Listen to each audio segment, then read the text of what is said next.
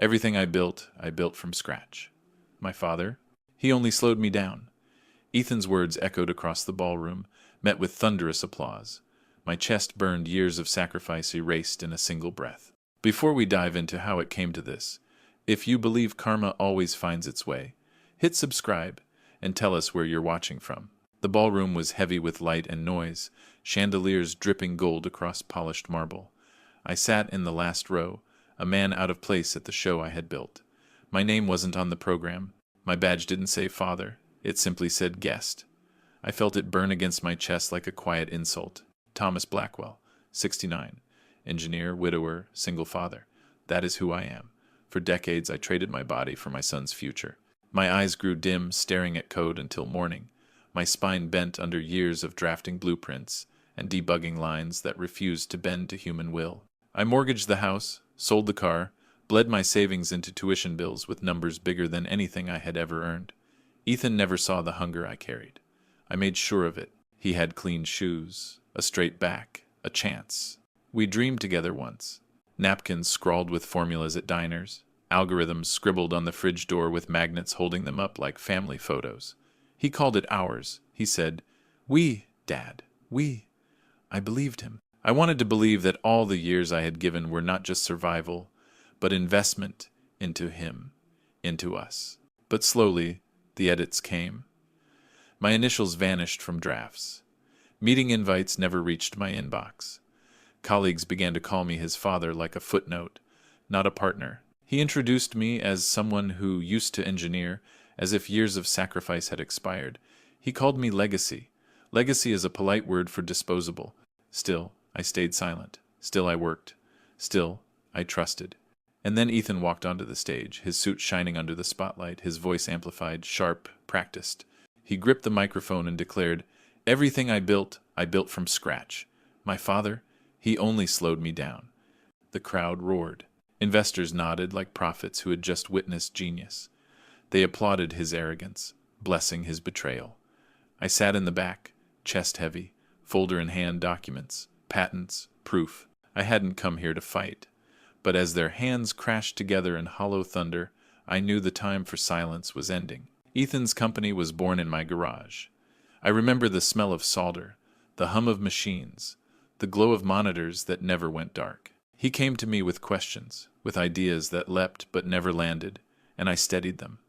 I gave him the algorithm, the one I had protected like marrow in my bones, and for a while, he said thank you. For a while, he called me his partner. But things shifted. He wanted glossy offices, neon signs, and the kind of language that erased history. I noticed the first erasure in a draft incorporation document, his name listed under founder. Mine under nothing. When I asked, he laughed, said it was a clerical error. The next version didn't fix it. The third didn't even include me as an advisor. Ethan's words turned sharper. "Dad, you don't understand the market," he told me.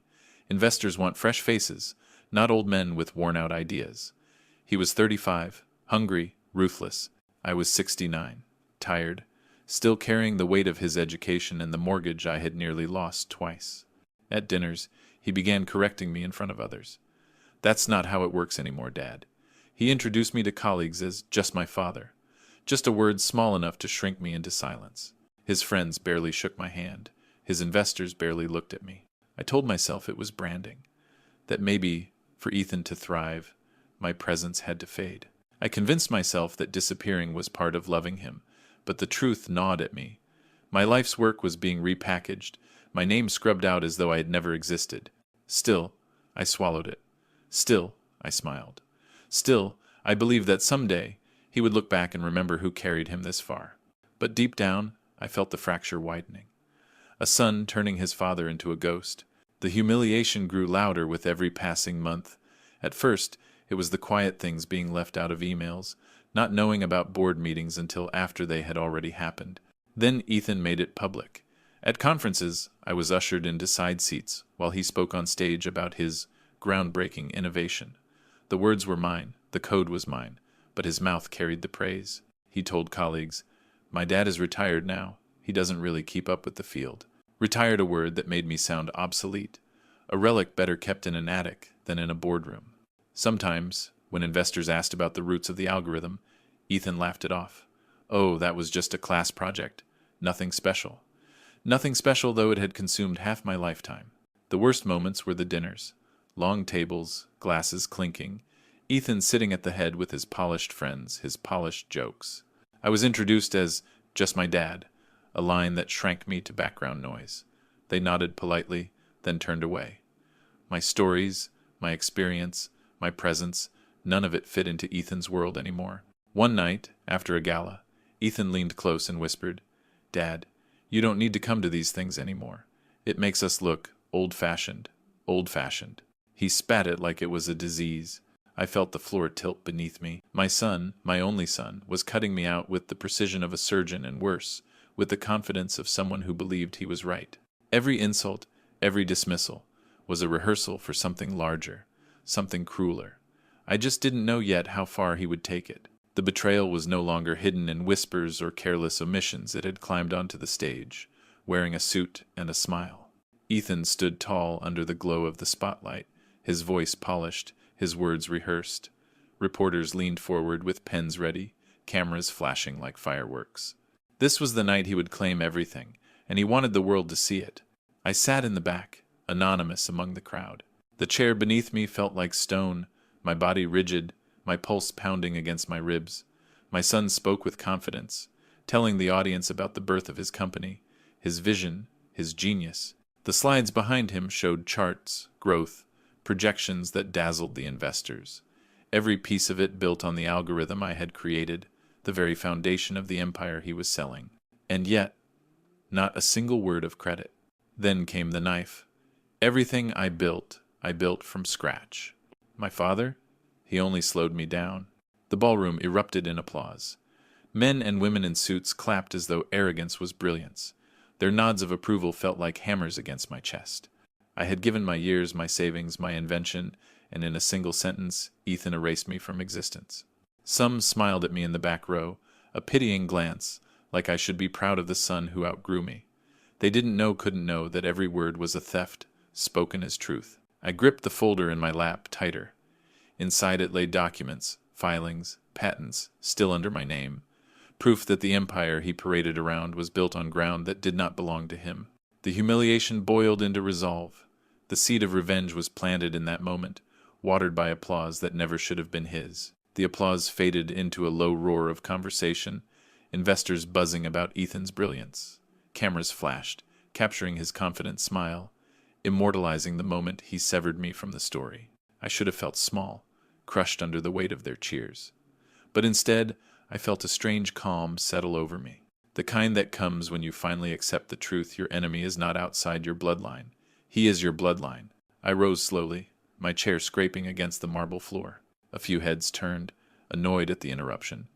Ethan's eyes found me in the crowd, irritation flickering across his face before he masked it with a grin. He thought I would sit down, swallow the insult like I always had. But this time, my voice carried, sharp enough to slice through the din. "Interesting, Ethan. Then why is your empire built on my algorithm, the one still under my patent?" The ballroom froze. The clinking of glasses stopped. The only sound was the echo of my words bouncing off the vaulted ceiling. Ethan's smile faltered just for a second, but the cameras caught it. The golden image he had crafted cracked under the weight of truth. I didn't shout. I didn't need to. The documents in my folder spoke louder than any applause. For the first time in years, I saw fear behind my son's eyes. And in that fear, I found my strength. That was the moment the tide turned. The moment betrayal planted its last seed. Act 1 of his rise, and of my revenge, was over.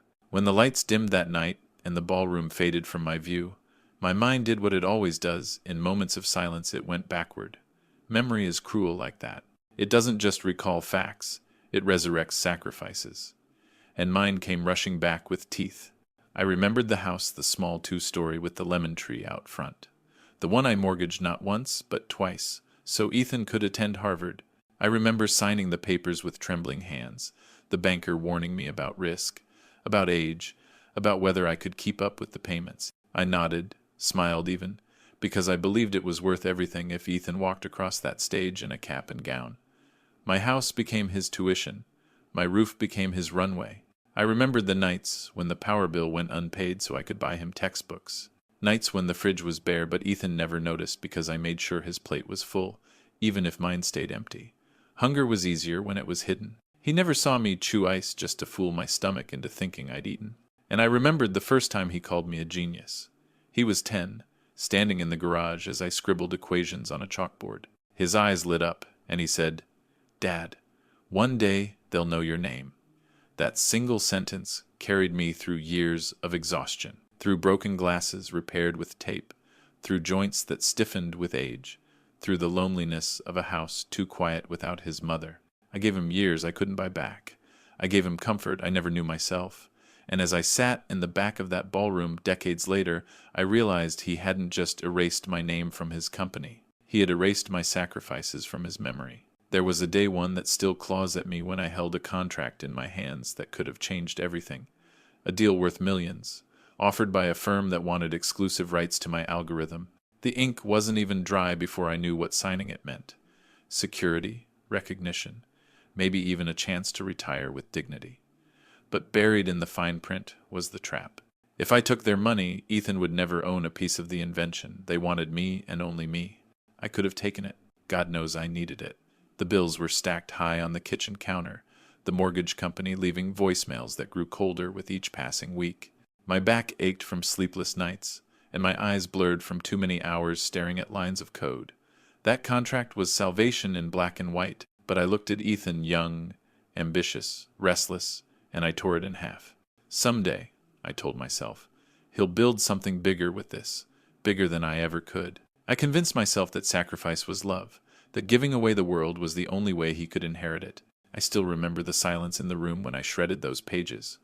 The weight of the decision pressed against my chest until I could barely breathe. I lost millions in an instant, but I thought I had gained something better, my son's future. Years later, standing in that ballroom, I realized what I had truly lost. Not just the money, not just the recognition, but the illusion that sacrifice guarantees loyalty. Ethan had taken everything I gave, and instead of gratitude, he turned my gift into a weapon against me. The signs of arrogance came early, but I mistook them for confidence. Ethan was sharp, charismatic, able to win over professors, investors, even strangers at coffee shops. At first, I was proud, who wouldn't be? But then the pride turned bitter, because the same charm he showed the world, he used to cut me down.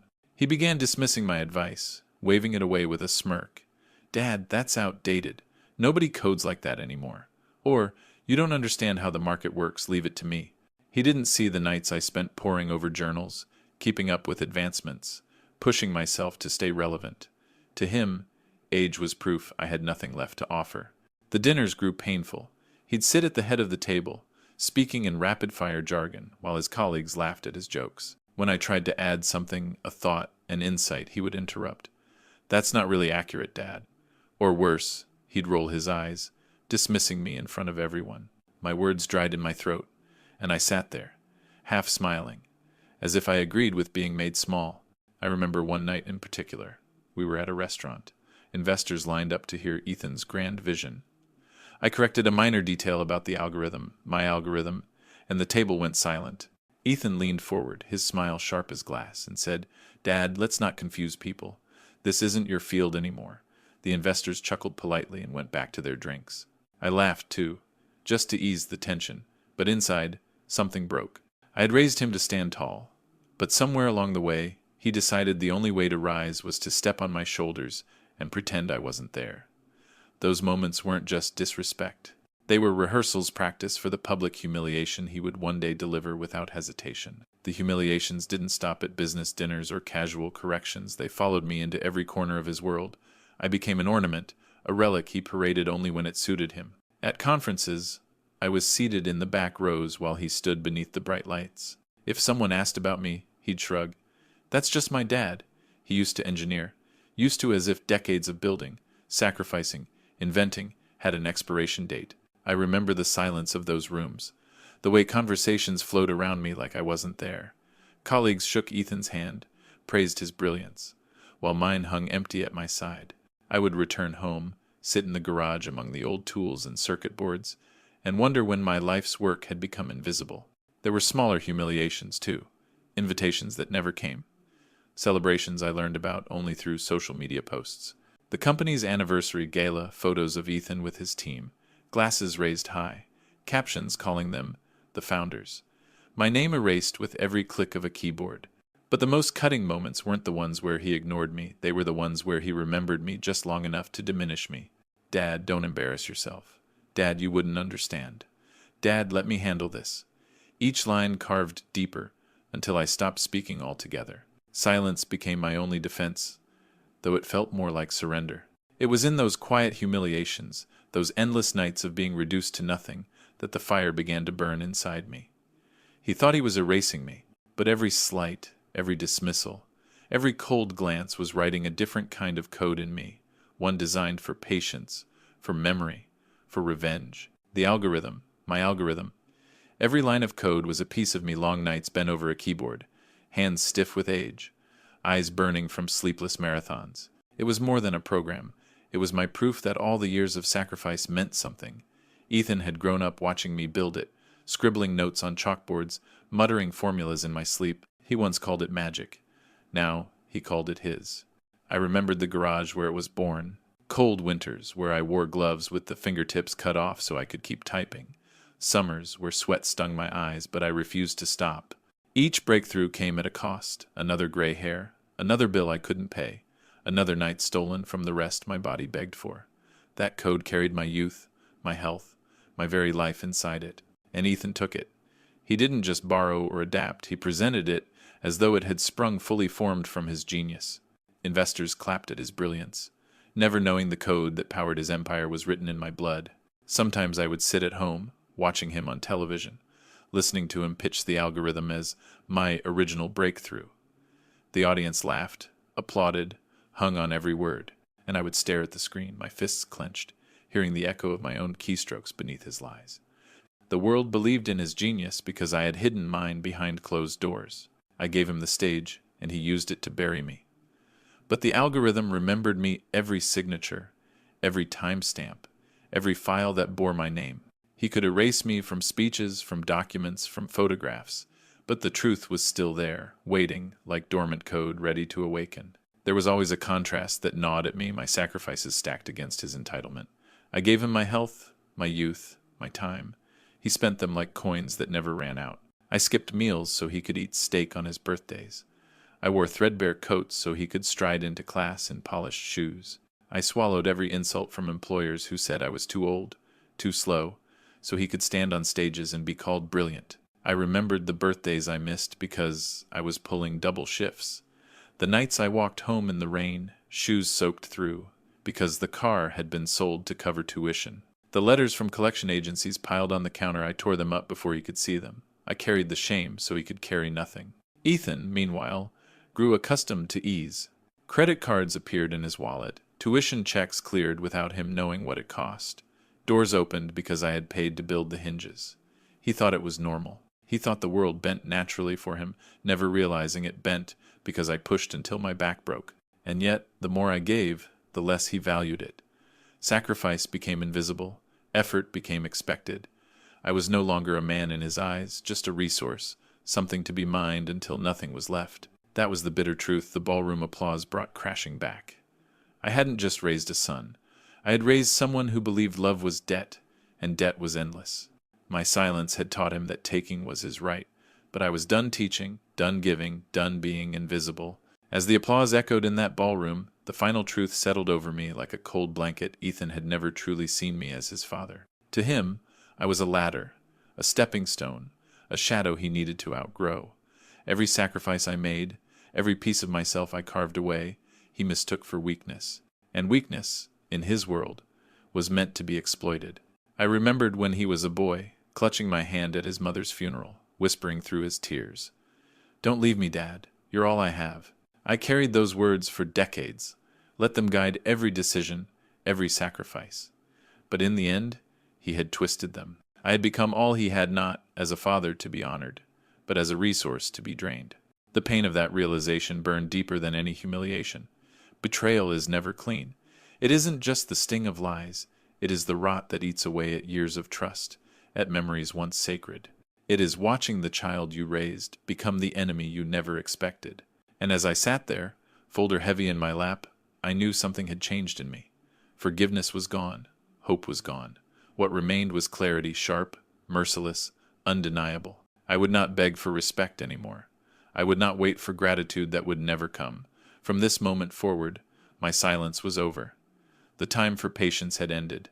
If Ethan wanted a world without his father, then I would show him just how much of that world was built on my shoulders. And when I pulled them away, it would all come crashing down. When the echoes of that night finally faded, I returned to the place that had always held my truth, the garage.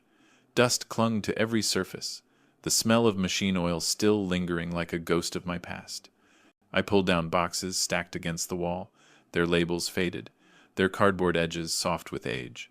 This was where my years lived, tucked away in manila folders and binders no one had opened in decades. I opened one, then another, my fingers brushing across papers yellowed but intact. And there it was, the original patent. My name in bold, my signature steady, the filing date stamped clear as day. Proof that time had not erased me, even if Ethan tried. I sat with it in my lap, staring at the seal, the official insignia that no applause, no speech, no investor could overwrite.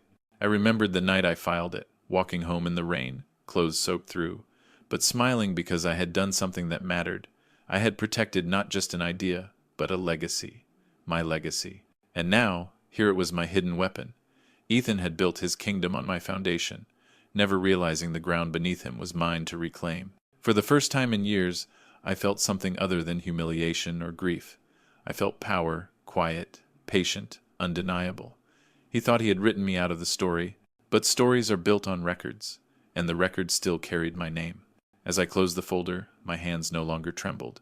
I knew then that the war had already shifted. The question was no longer whether I would fight back, it was when I would strike. I took the folder to an old friend, Martin, a lawyer who had stood beside me decades ago when I filed the patent.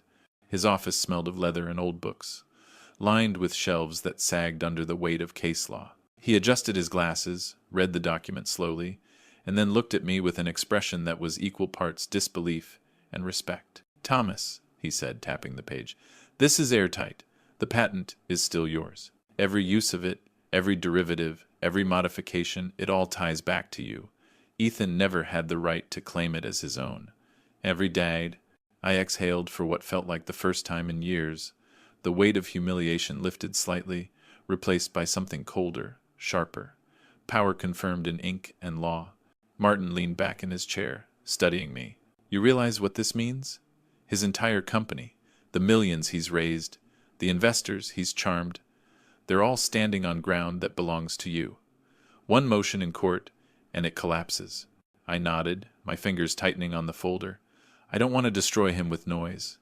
I want the truth to be undeniable. Not a whisper, not an accusation proof." Martin smiled faintly. "Then you already have everything you need." Next what?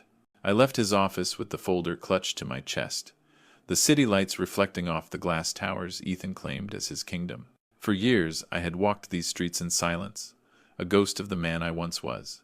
But now, every step felt heavier, more deliberate. The patent wasn't just paper, it was a blade, and soon I would decide where to strike. After Martin's confirmation, I knew paper alone would not be enough. Ethan had painted himself as a visionary, and visionaries don't fall from a single blow, they crumble under a storm of evidence. So I began gathering everything I had kept hidden, all the fragments of history that tied the algorithm to me.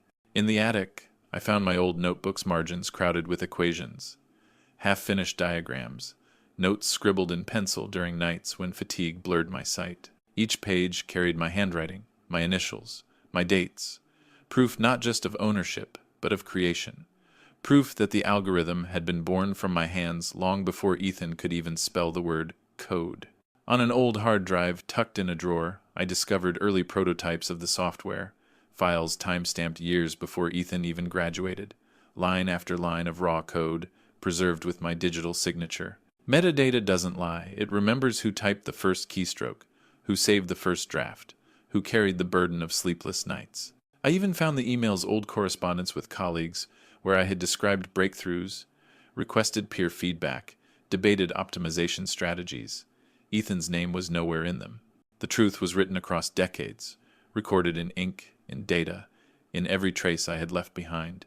The deeper I dug, the stronger the case became. Ethan's empire was not a fortress, it was a tower built on sand, and I held the tide that would wash it away.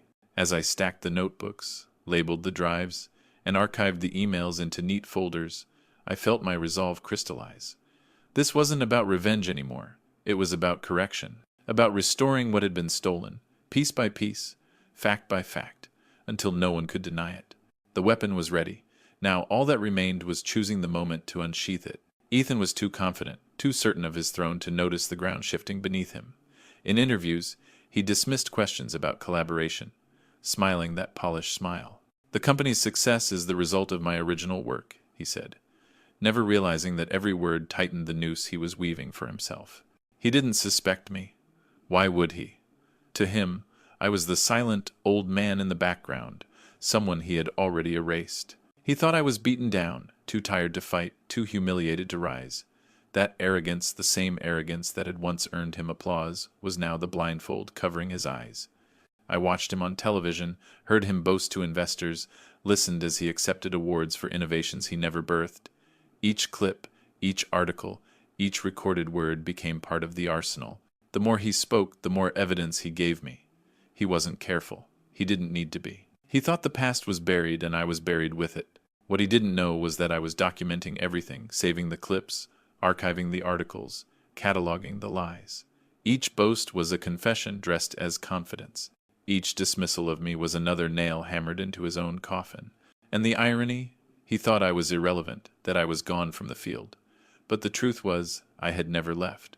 I was just waiting silent, patient, watching my son build higher and higher on stolen ground, knowing gravity would do its work the moment I pulled one piece from the foundation. He thought he had erased me, but in his arrogance he had written me into every word of his downfall. At night, I sat alone in my living room, the glow of the television painting my walls with his face. Ethan stood on stage at conferences, in front of cheering crowds, presenting himself as the architect of innovation. He smiled, he charmed, he deceived. The audience saw a genius. I saw a thief. Every lie he told became fuel for me. "This algorithm was my breakthrough," he declared. I could hear my own words beneath his, my own ideas dressed in his voice. He had memorized the language I had spoken to him as a child and now recited it as if it had sprung from his own mind. And yet, with every performance, with every round of applause, I felt my resolve sharpen, because I knew something no one else in that audience knew. He was standing on my shoulders, and I still had the strength to step aside. I saved the broadcasts. I clipped the interviews. I transcribed the quotes where he claimed sole ownership. He thought they were moments of triumph, but I collected them as evidence. In the silence of my home, each recording became a confession, each applause another witness. I didn't feel anger anymore. Not the hot, consuming kind. What I felt was colder, like steel pulled from the fire and left to harden. Watching him, I understood the truth. He was building higher and higher, but the higher he climbed, the harder the fall would be once I cut the rope. And I was done waiting. The time to pull had nearly come. Evidence is useless if it stays hidden. I knew I had to test the waters, to see what would happen if truth was allowed to slip quietly into the world. So I chose carefully not the press, not the public, not the regulators. Not yet. I started with the people Ethan depended on most, his investors. I sent anonymous envelopes. Inside were copies of the patent, snippets of code with my name in the metadata, dates that predated Ethan's supposed invention. No accusations, no dramatic statements, just facts laid bare. A few lines of truth sent to those who had put their money, their trust, into his illusion. It didn't take long for the ripples to reach me. Calls that Ethan had once bragged about suddenly went unanswered. Investors who had been eager for meetings began to delay, to question, to demand clarifications. Ethan brushed it off in public. Just jealous competitors trying to stir trouble, but behind the scenes, cracks were forming. I could hear it in the tone of his voice during interviews, see it in the stiffness of his smile. The proof was working. The empire was trembling. And Ethan didn't even know who had pulled the first thread. I stayed silent, invisible, letting the doubt grow. The beauty of truth is that it needs no defense once revealed. It corrodes lies all on its own. And now, with the smallest push, I had turned his kingdom of glass into something fragile enough to shatter. The silence before a storm is different from any other kind of silence. It hums, alive, waiting. That's what I felt in those weeks after the leaks. Investors had grown cautious. Allies had gone quiet, and Ethan's smile had stiffened into something brittle. He didn't know where the cracks were coming from, only that they were spreading. Meanwhile, I prepared. Every folder, every hard drive, every notebook was organized, duplicated, stored safely in multiple places. Digital backups encrypted, paper copies sealed. I made sure that even if someone tried to bury me, the truth would not die with me. This was no longer a gamble. It was a certainty. I watched Ethan's empire stumble forward like a man drunk on his own lies, oblivious to the cliff ahead. Awards still came, interviews still aired, but the applause was thinner, the questions sharper. The whispers had begun, and whispers grow teeth. And me? I no longer felt the weight of humiliation or even rage. What lived in me now was clarity, the kind that cuts deeper than anger ever could. I didn't need vengeance to burn hot. I needed justice to land cold. I had the weapon. I had the stage. All that remained was the moment. And when that moment came, I would not hesitate. Because the truth wasn't just mine to carry anymore, it was mine to unleash. Ethan thought the story was his. He had no idea I was already writing the ending. The time for silence was over. I knew that once I acted, there would be no turning back. Ethan had built his empire on the foundation of my work, and all it would take was one decisive strike to bring the tower down. But before I moved, I made sure the truth was indestructible. I copied everything, the patent, the notebooks, the prototypes, the emails onto multiple drives. I encrypted them, stored them in safe deposit boxes, and sent sealed envelopes to trusted contacts with instructions. If anything happens to me, release this. For years, I had lived with the fear of losing what I had built. Now, for the first time, I knew it could not be erased. Every step was deliberate. I backed up the documents onto cloud servers under anonymous accounts. I printed hard copies and filed them in binders labeled by date and category. I even recorded a video of myself, holding the patent in hand, explaining its history and ownership in my own voice, a testimony no one could twist or silence. Then I began preparing the battlefield. Quietly, I drafted emails addressed to every major investor, every regulatory body, every journalist who had ever praised Ethan's genius. The draft sat in my outbox, unsent but ready, a row of loaded chambers waiting for a single click. For the first time in decades, I wasn't thinking about sacrifice, or survival, or what Ethan needed. I was thinking about what was mine and how I would take it back. The truth was no longer a burden I carried. It had become a weapon I sharpened, and soon Ethan would feel its edge. The first strike had to be quiet, controlled, but powerful enough to ripple. I chose the journalists, not the sensationalists chasing scandal, but the ones who dealt in facts, who lived for documents more than drama. I sent them everything under embargo. The patent, the timestamps, the old drafts, the emails. No commentary, no opinion, just truth laid bare. I didn't sign my name. The story didn't need me. It needed only the evidence. Still, I could imagine their eyes widening as they flipped through the files, realizing the empire they had praised was a house of cards. One by one, confirmations began to arrive in the form of silence. Reporters who had once flooded Ethan with praise stopped writing. Stories stalled mid-sentence. Profiles vanished from front pages. His press machine sputtered, confused, while he tried to smile through it. He didn't know why the spotlight dimmed, only that it no longer adored him. And then the questions began. Investors asked for clarification. Colleagues grew hesitant.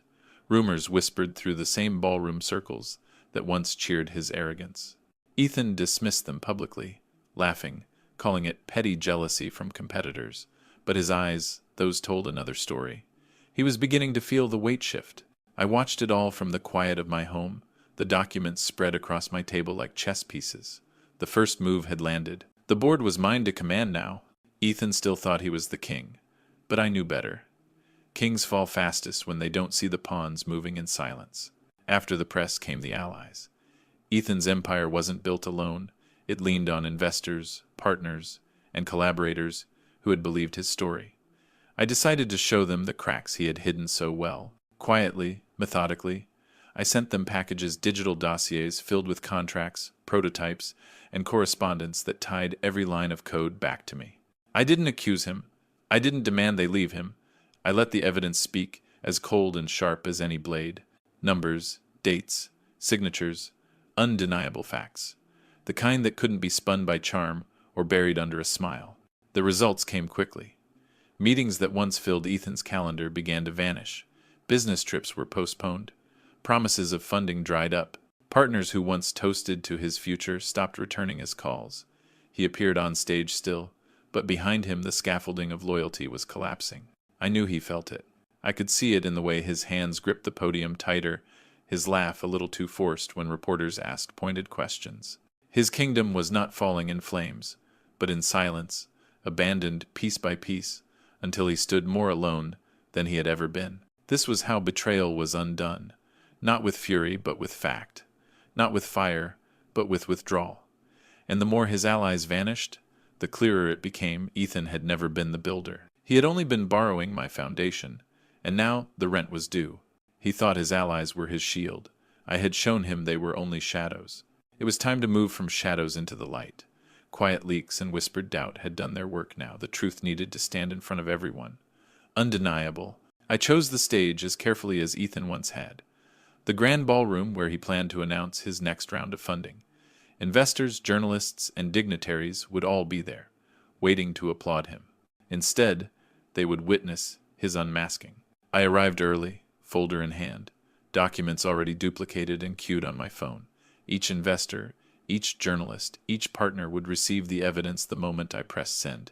No escape, no denial, no charm strong enough to erase timestamps and signatures. When Ethan stepped onto the stage, the spotlight embraced him. He grinned, confident, still believing he owned the room. I waited, calm, my heart steady. Years of humiliation had hardened into something colder than nerves. This wasn't rage anymore. It was precision. He began his speech, the same polished lies I had heard 100 times.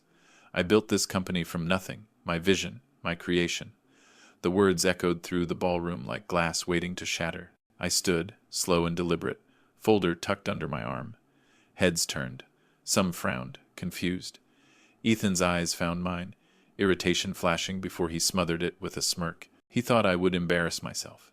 He thought I was powerless. Then I pressed send. Screens lit up across the room as phones buzzed. Laptops chimed.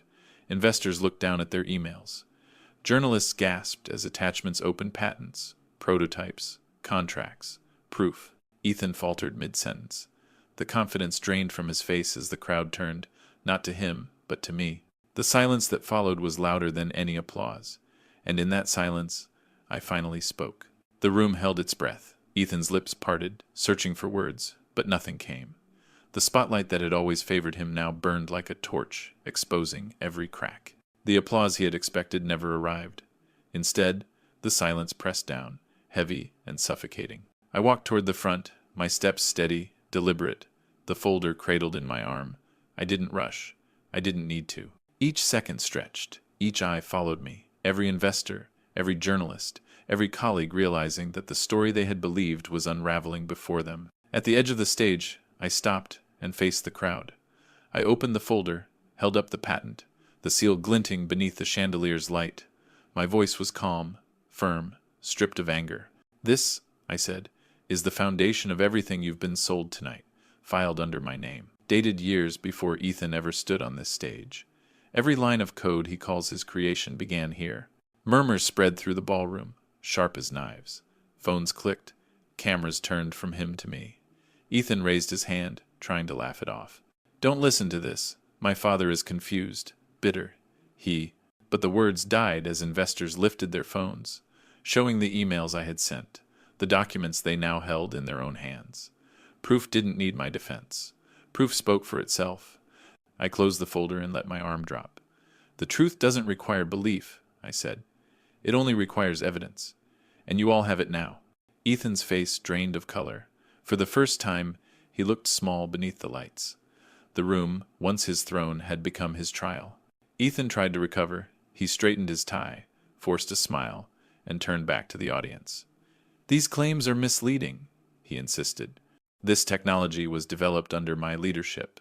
My father had nothing to do with the—" But before he could finish, I connected my laptop to the projector. The ballroom's massive screen, meant to showcase Ethan's triumphs, now displayed scanned pages of the patent. My name, my signature. My dates. The foundation of his empire laid bare for all to see. Gasps swept the room. Journalists raised their cameras higher, snapping photo after photo. Investors leaned forward, eyes fixed not on Ethan, but on the glowing seal of authenticity above my name. I clicked again. The screen shifted to early code samples, timestamps blinking like sirens. Then old emails, threads where I described the algorithm's architecture years before Ethan ever touched it. Each slide was a nail hammered deeper into the coffin of his credibility. "Stop this!" Ethan snapped, his voice cracking, his charm disintegrating. He reached toward the screen as if he could rip the truth away with his hands. But it was too late.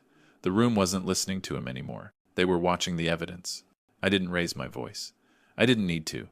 "These documents," I said evenly, "were never hidden. They were filed, stamped, and sealed long before Ethan claimed them as his own.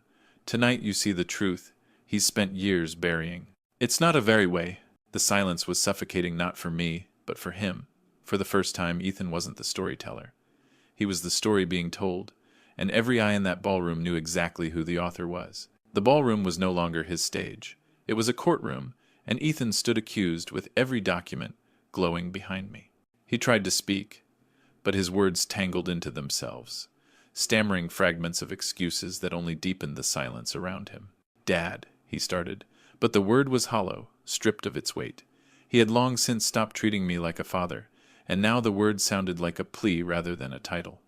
Investors looked at one another, their expressions hard.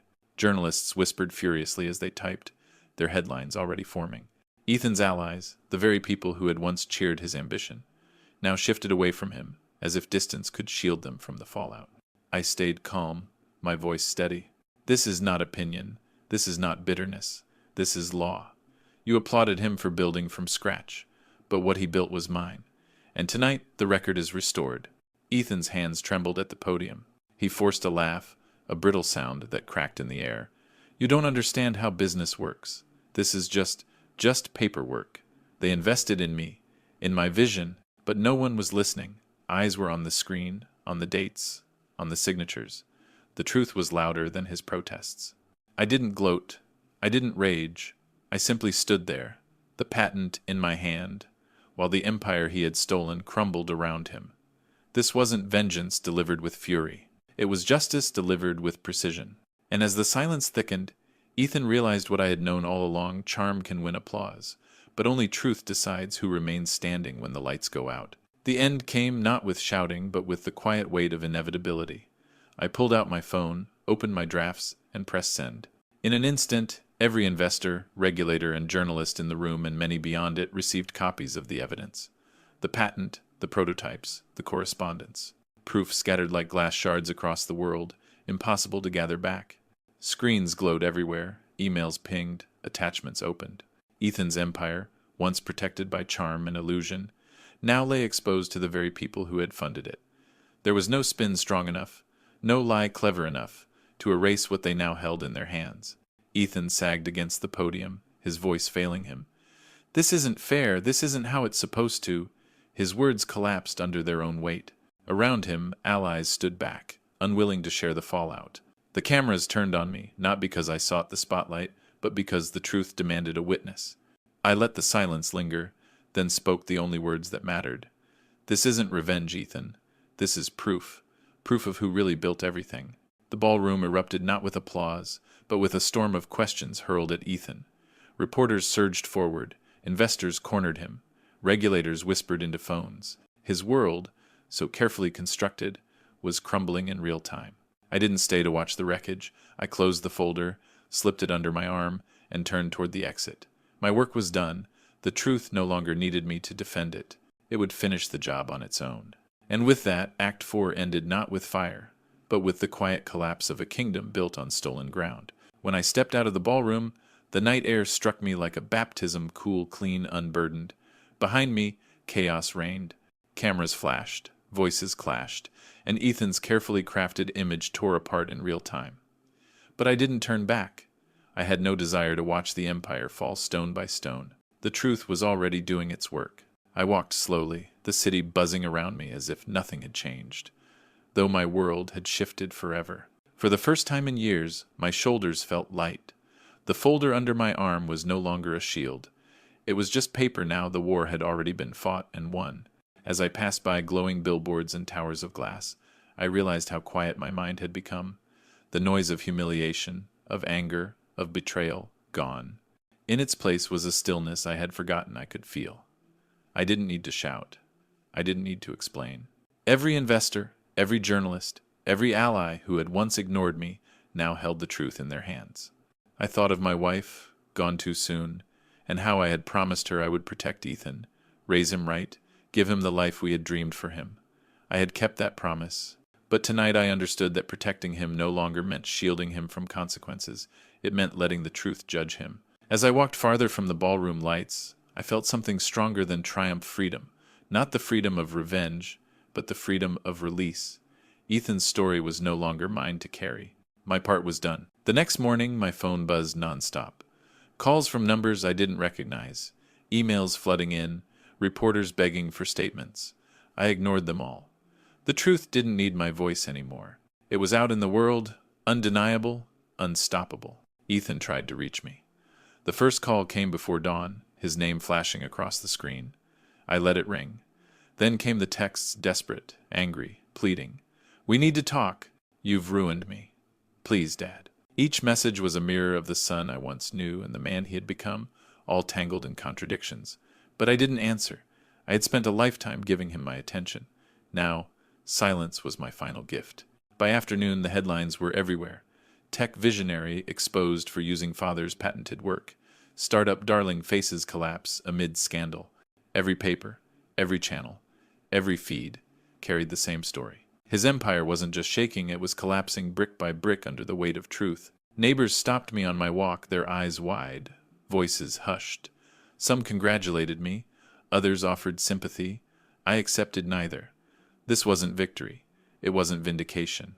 It was simply the balance being restored. That evening, another call came, blocked number this time. I didn't need to answer to know it was him. I poured myself a glass of water, sat by the window, and let it ring into silence. I had no interest in conversations. I had no interest in apologies. Forgiveness was never part of this story. The only thing left for me now was peace. The days that followed were strangely quiet for me, even as the world roared with Ethan's downfall. Reporters camped outside his office. Investors pulled their money faster than headlines could be printed. Former allies issued statements of shock and disappointment, distancing themselves as though they hadn't once cheered his every word. I watched it all unfold from the safety of my living room, the television flickering with images of my son, looking smaller, thinner, more desperate with each passing day. He tried to spin it, of course called it a misunderstanding, accused competitors of sabotage, even hinted that I had been manipulated. But the evidence was too strong, too widespread. No one bought the act anymore. The applause had died, replaced by silence and scorn. For the first time in decades, I no longer felt like I was chasing something: approval, recognition, even love. I sat by my window in the evenings, sipping tea, listening to the cicadas outside. The world no longer weighed heavy on my shoulders. My invention was safe. My name was restored. And Ethan, well, Ethan had written his own ending the moment he chose betrayal. Sometimes I wondered if he hated me now, or if he finally understood. But I didn't linger on the thought. Hatred was his burden, not mine. Understanding was his choice, not my responsibility.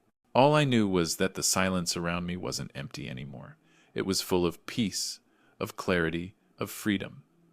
The kind that comes when you stop carrying someone else's lies on your back. The world has a short memory for fallen idols, but I will never forget the sight of Ethan standing on that stage, stripped of the illusion he clung to. In the weeks that followed, his company unraveled in front of everyone's eyes. Contracts dissolved. Lawsuits surfaced. Friends vanished.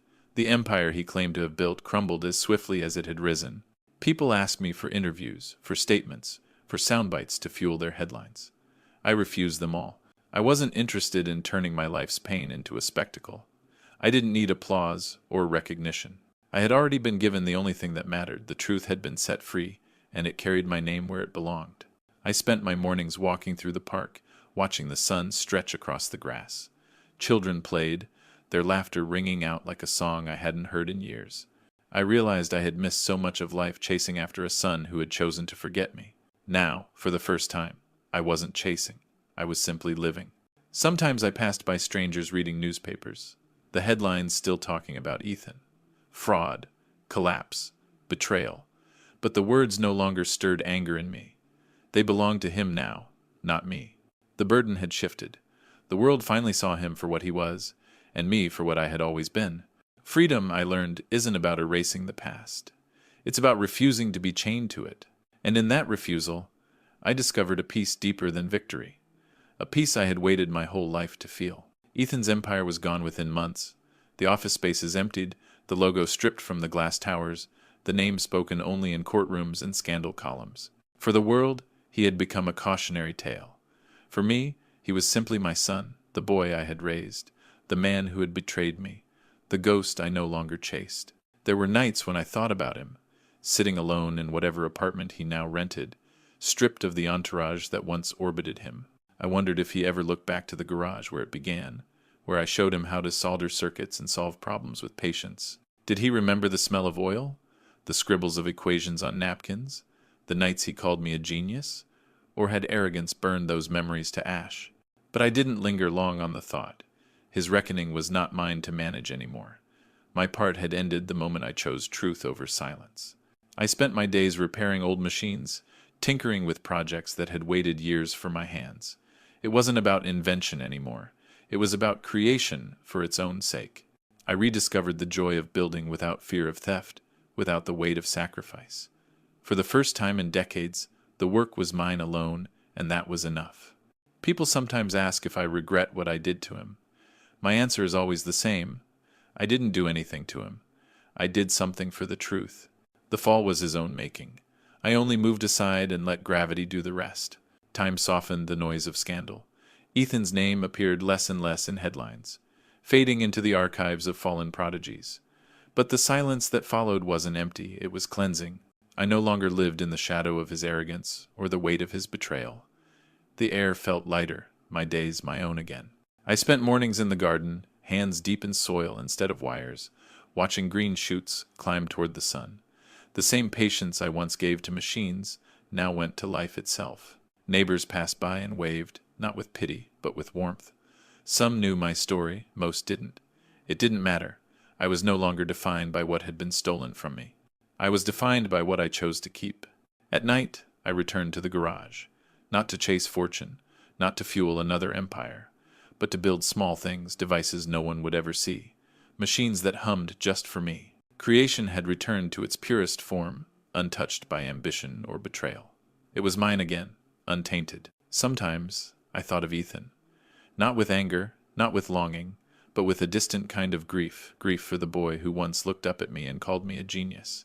That boy was gone, replaced by a man, undone by his own lies. I could not save him. I could only let him fall. And so I did what he never learned to do. I built quietly, lived honestly, and carried no lies on my shoulders. That, I realized, was the greatest revenge, not his ruin, but my peace. Years have passed since that night in the ballroom.